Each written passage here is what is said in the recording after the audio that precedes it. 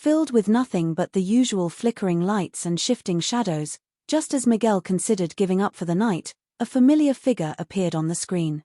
It was Cardinal Luis Antonio Tagle. The cardinal moved with purpose, completely unaware of the camera capturing his every action. What happened next left Father Miguel frozen in his chair, his heart racing in disbelief. 2 weeks earlier, the town was alive with excitement. Word had spread quickly: Cardinal Luis Antonio Tagle was coming to visit their parish. The news ignited a spark of anticipation in everyone, from the devout churchgoers to those who rarely set foot inside.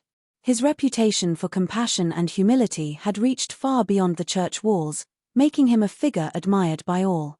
The days leading up to his arrival were a flurry of preparation. The pews were polished, the courtyard swept clean, and decorations carefully arranged to honor such a distinguished guest. Good afternoon, everybody. I hope that everybody has a wonderful start of the new ecclesiastical year. Welcome back to St. Sophia's.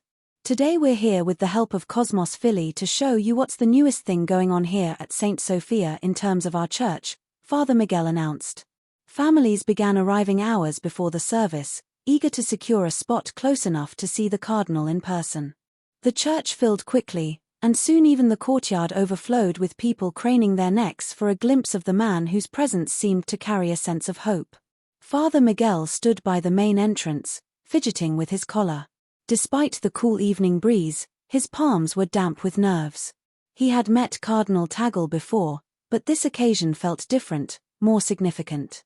The burden of the recent burglaries weighed on the parish, and Miguel silently prayed that the cardinal's visit might bring some much-needed relief.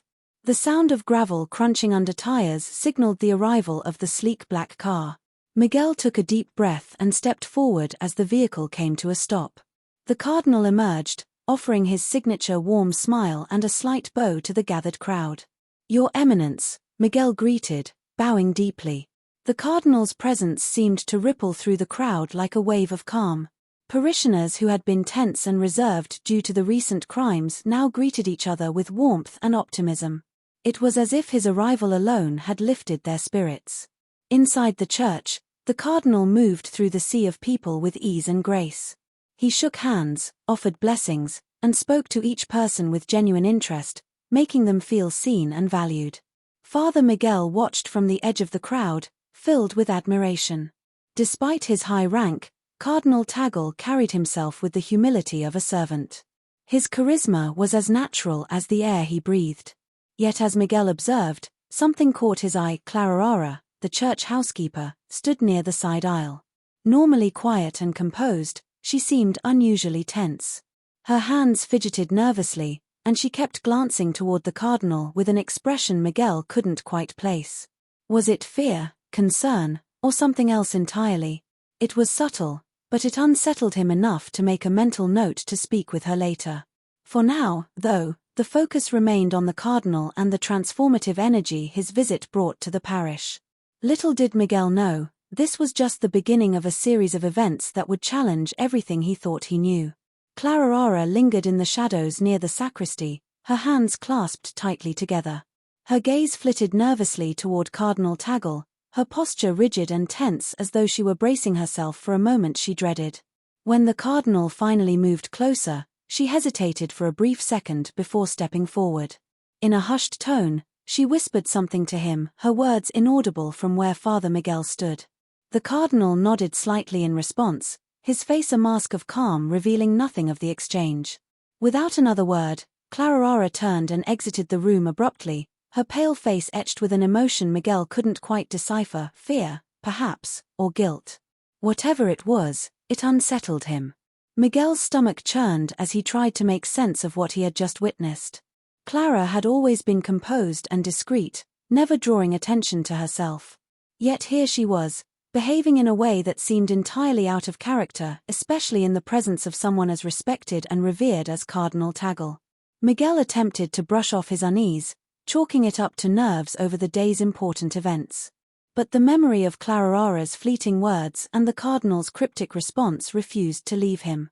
A nagging suspicion gnawed at the edges of his mind, hinting that their interaction carried a significance he couldn't yet grasp.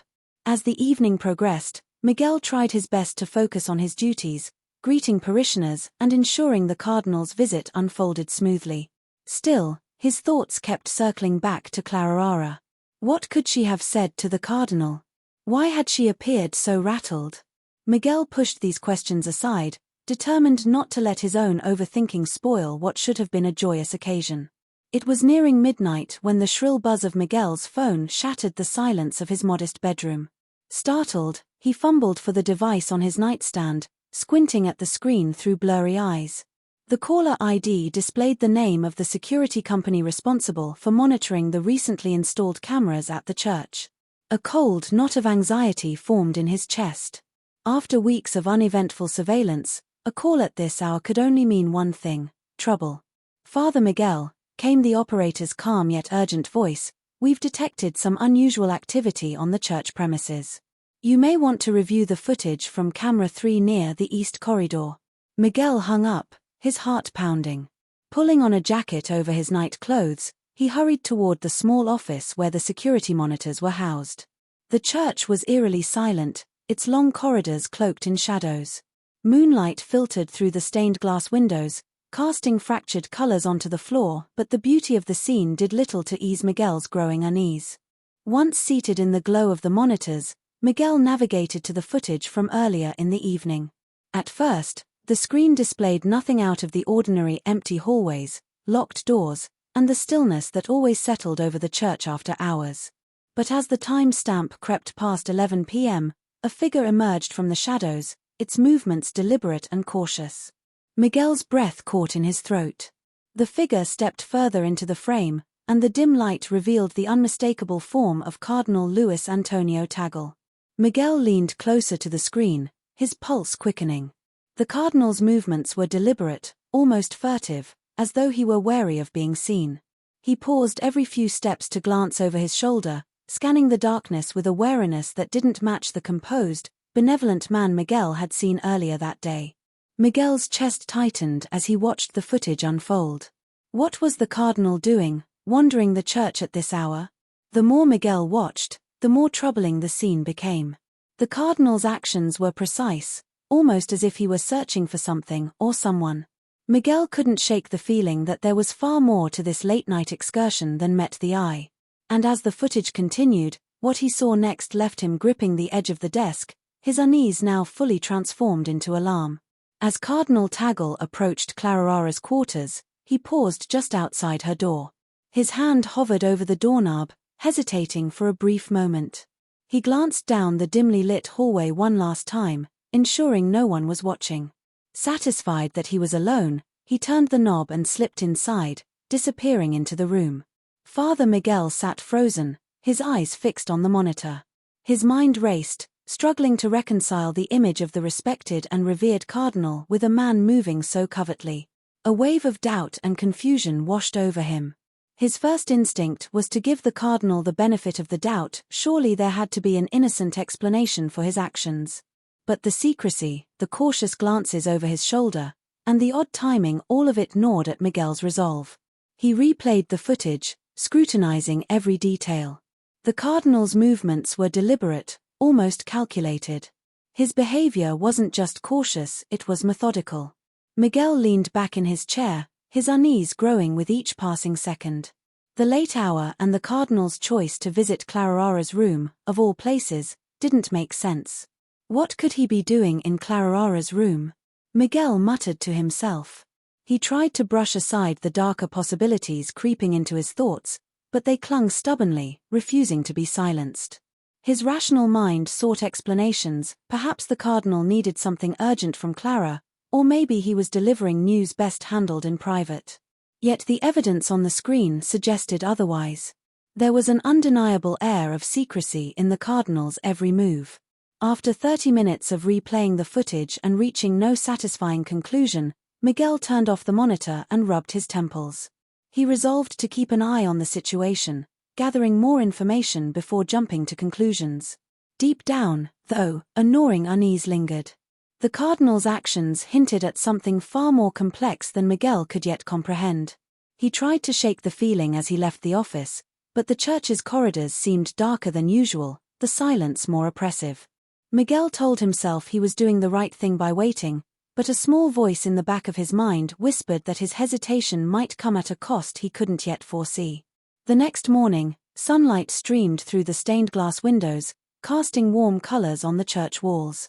But despite the golden glow, the atmosphere inside was heavy. Whispers rippled through the congregation, accompanied by furtive glances and uneasy expressions. Somehow, word of the cardinal's late-night movements had spread.